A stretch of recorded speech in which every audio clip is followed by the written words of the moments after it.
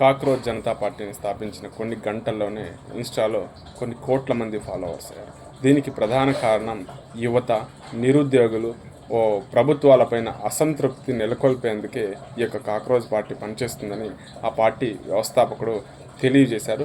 అయితే ఆ పార్టీ వ్యవస్థాపకుడు గతంలో ఆమ్ ఆద్మీ పార్టీలో కొంతకాలం పనిచేశాడు. ఆ పార్టీ అధికారంలోకి రావడానికి కీలక పాత్ర పోషించాడని తెలుస్తుంది. అందుకనే ఈ యొక్క social media cockroach Janata party ఏదైతే ఇన్స్టా ఉందో దాన్ని ఇండియాలో బ్యాన్ చేశారు. అది బ్యాన్ చేసిన కొన్ని గంటల్లోనే మరొక కొత్త ఖాతా రావడం జరిగింది. ఆ పార్టీ ఈ పార్టీకి లో చేరాలంటే సోమర్తనం అలాగే నిరుద్యోగం ఉండాలి.